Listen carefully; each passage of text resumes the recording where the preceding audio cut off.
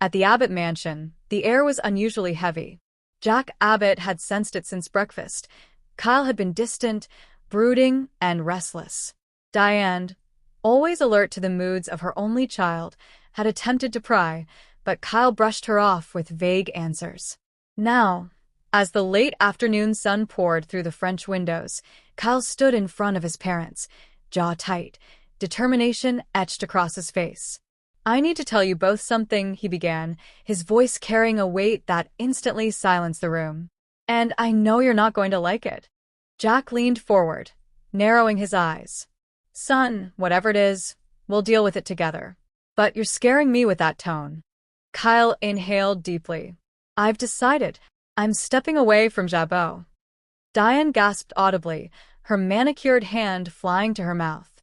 Jack sat frozen, the words echoing through the grand room like a thunderclap. "What do you mean, step away?" Diane demanded, her voice trembling with disbelief. "Jabot is your legacy, Kyle. It's the company your grandfather built, the company your father has dedicated his life to. You can't just—" Kyle held up a hand. "I can and I have to. I've been fighting battles that don't feel like mine anymore. Between the constant power struggles, the drama with Billy, and the weight of expectations, I'm suffocating. I want to build something of my own. A new company. My own vision." Jack blinked, floored. "You're serious," he whispered. "As serious as I've ever been," Kyle confirmed, his eyes glinting with equal parts fear and fire. "I want to create a startup that specializes in sustainable fashion tech, an intersection of style and innovation. I've already lined up investors. This isn't some whim." Diane's lips pressed into a thin line as panic set in. "Investors?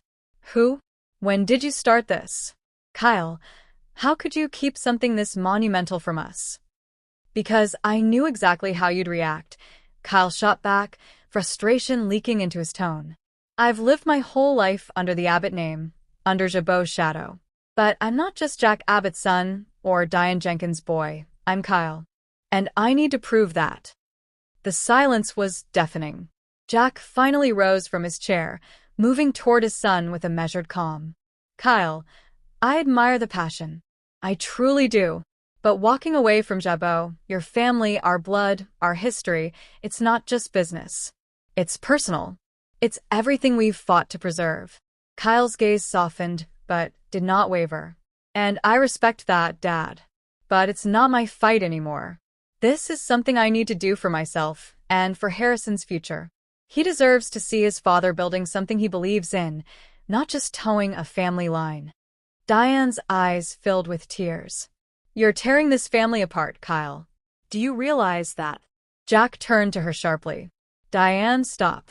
This isn't about manipulation. This is about listening to what our son wants." For once, Diane had no rebuttal. She slumped into the couch, stunned, clutching a silk throw pillow as if it were her anchor.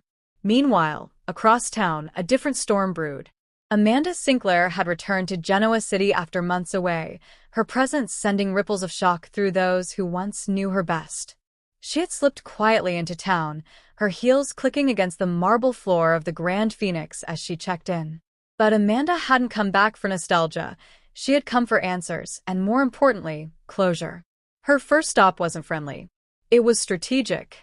When she walked into Chancellor Winter's sleek offices, Devin Hamilton nearly dropped the file in his hands. "Amanda," he breathed, his chest tightening with the memory of the heartbreak that still lingered between them. "Hello, Devin," Amanda said coolly, her confidence cloaking the emotions beneath. "I think we need to talk." Devin set the file down, his eyes never leaving hers. "I didn't know you were back." "That was the point," she replied, her voice edged with steel. "I didn't want a parade. I came back for business and for unfinished matters." "You mean Nate," Devin said bluntly. Amanda's lips twitched into a knowing smile. "And you. And everyone who thought they could make decisions behind my back." The tension in the room spiked, both of them caught between past intimacy and present resentment. Before Devin could respond, the door swung open, and in walked Nate Hastings, crisp and composed. The confrontation Amanda had come for was suddenly right in front of her. "Well," Amanda said, her voice carrying a mix of triumph and venom. "If it isn't the man who betrayed me professionally and the man who betrayed me personally, both under one roof. How convenient." Nate bristled, his jaw tightening. "Amanda, this isn't the time or the place." "No, Nate," she cut him off, stepping closer. "This is exactly the time and the place. You two thought you could push me out, erase me from the equation. But I'm back and I'm not going anywhere. So, let's clear the air, because I'm done being the woman who's kept in the dark." Devin exhaled slowly, struggling to keep his composure. "Amanda, what happened between us was complicated. You left, remember?" "I left because you pushed me away," Amanda snapped. "Because I saw the writing on the wall. And because the people I trusted most decided my voice didn't matter. But it matters now."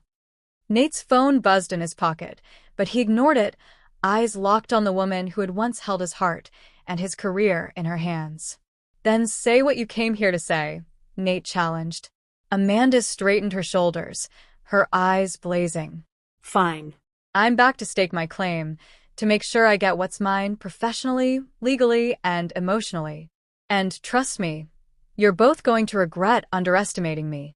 The room fell silent, the echoes of her declaration hanging like smoke in the air. Devin's pulse raced, Nate's jaw clenched, and Amanda, confident and unyielding, had set the stage for a battle no one saw coming. Back at the Abbott mansion, Jack poured himself a stiff drink, still shaken by Kyle's announcement. Diane paced like a caged tiger, muttering under her breath about betrayal and family loyalty.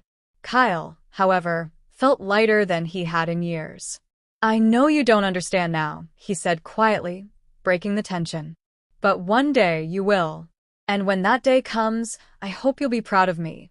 Not because I followed in your footsteps, but because I made my own."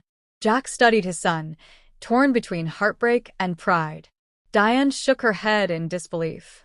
But deep down, Jack knew one thing. Kyle's bold plan was only the beginning.